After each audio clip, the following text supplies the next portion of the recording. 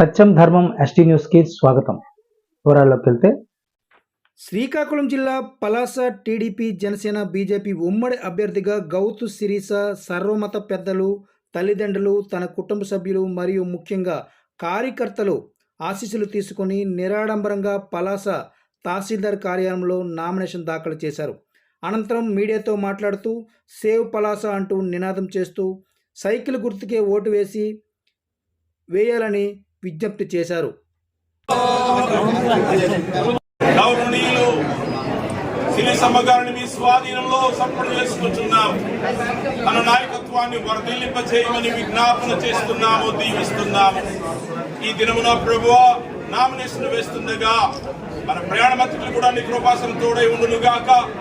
విజయాన్ని అనుగ్రహించమని, క్షేమం అనుగ్రహించమని, ఆరోగ్యం దయించమని, ప్రతి విధమైన ప్రమాదములను తప్పించమని, ఈ కృపాసన తోడై అయా నడిపించమని, వారి వంశాన్ని అభివృద్ధి పరచమని, అలాగే తెలుగుదేశం పార్టీని దీవించమని తండ్రి యొక్క కుమారుని పరిశుద్ధాత్మ నామమున దీవించి ప్రార్థన చేస్తున్నాము తండ్రి. ఆమేన్.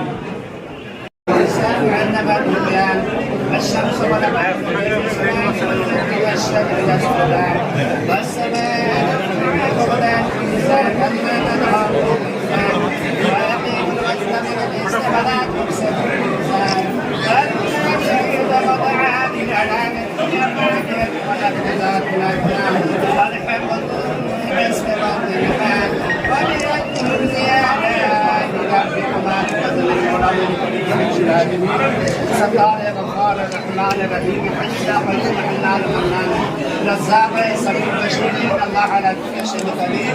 मेरे मौला तो मेरे बहुत जानता, अच्छी तरह जानता, बाकी के मेरे महबूब शिरीषा जो है के दर्शन के लिए अपनी जात आवाम के सामने अपनी पेश करके मैं अपने बेटे के सत्य जैसे हमारी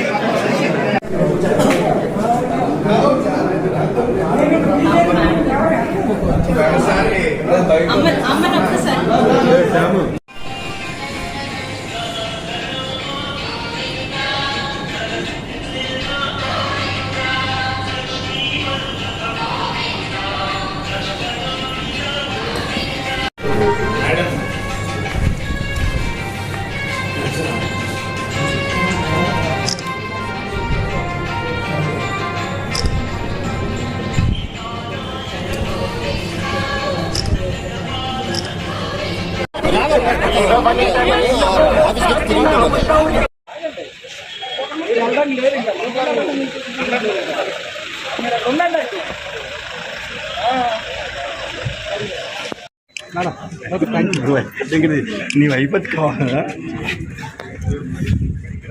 మనకి చూడండి ఒకసారి.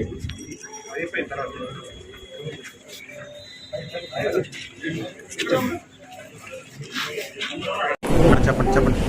2024 జనరల్ ఎలక్షన్స్ లో తెలుగుదేశం, జనసేన, బీజేపీ ఉమ్మడి అభ్యర్థిగా కూటమి తరఫున ఈరోజు నామినేషన్ ఫైల్ చేయడం జరిగింది.